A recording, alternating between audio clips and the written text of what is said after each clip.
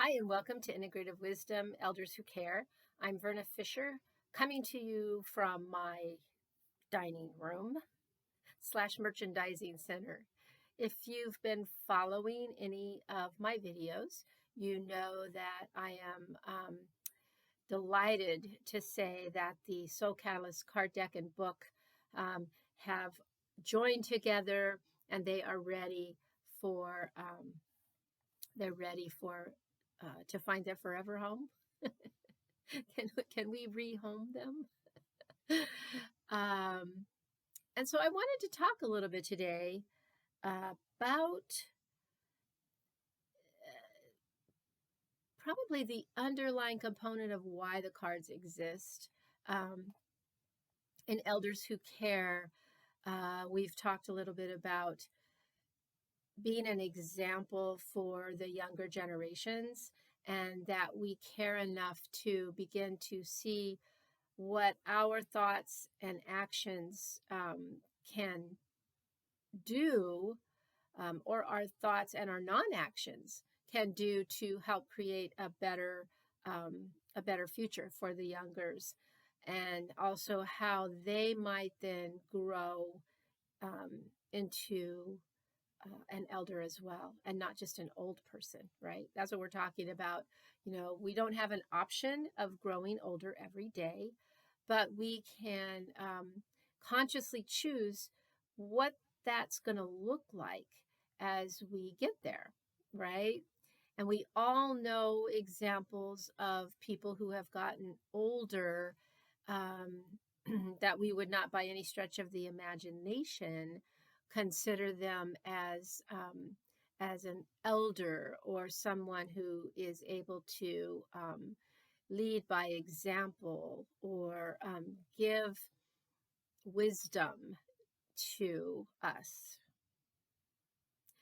except for maybe by don't do what they do, or don't say what they say.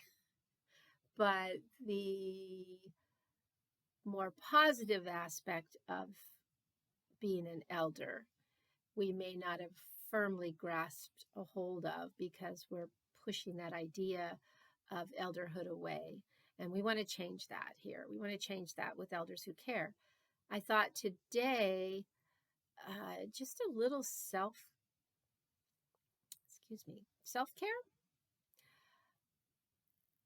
What ways are you practicing self-care?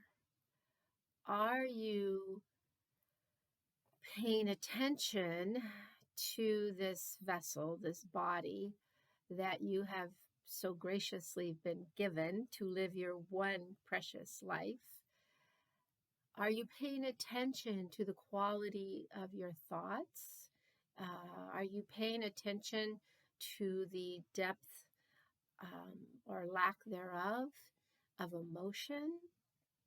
Are you fine-tuning your belief system, your spiritual connections, your understanding of your divineness, the idea of the preciousness of who you are, and that you have been given this life to be you, and whether or not you've actually done that, or have you been following, as they say, somebody else's map and not your own? If that's the case, when are you going to change that? When are you going to start to be you, right? When? So that if you do that, you will then be able to be that more complete example for those around you. It's not so much a matter of me, which some people think that personal growth and development, we get stuck in the me, and that's possible. What I advocate for is learning the most you can about what makes you tick so that you can then claim it, face your limitations and those dark areas. Some people call it shadow work that you may have been not aware of or you may have been avoiding. So, me work gives you the opportunity to be a better me so that then you are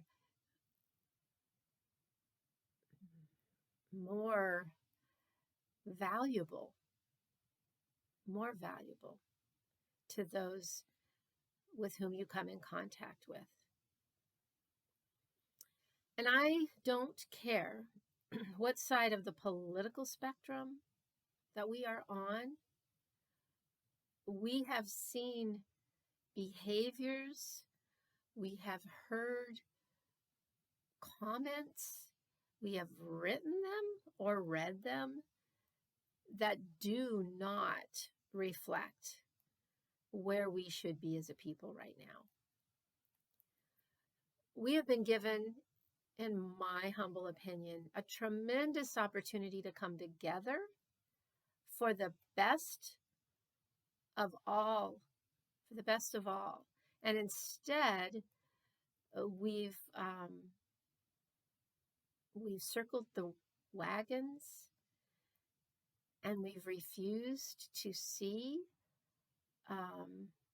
that we've done that, and we are justifying our actions. The way of the elder is to not take injustices, not pretend like everything's okay, but to enter into a dialogue, to listen deeply, to reflect back, and to hopefully move forward into a space where we are more aligned with a deeper and higher purpose for this life that we're in. There is hopefully many more generations to come after us. So let's be an example of the best human. So, in practicing self-care, in taking the time to reflect,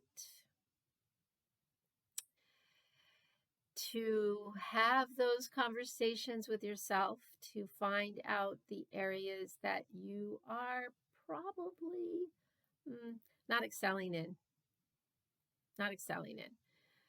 It could be your stress level. It could be the fears that you're carrying around. It could be the anger that you have, the entitlement of, hey, I've reached old age almost. I should be living the good life because they told me if I worked hard, I could live the good life. And now everything might be feeling like it's being ripped out from you. And it feels like other people are, coming along and taking everything, whatever it might be that you're feeling. Practice self-care. Find ways to chill, to reduce that stress. Find ways to nourish this selfhood. When you do that, you may find that you're better able to be more of an even keel, to listen more deeply and to find the truth underneath all the rhetoric, and maybe go from that place, be able to dialogue with someone and see where you can come to agreement and start to build there. One of the things I don't think that I've shared is that I actually, in my bachelor's program, also took a side program called Peace Studies. So I earned like one of the first Peace Studies certificates from Cal State Long Beach.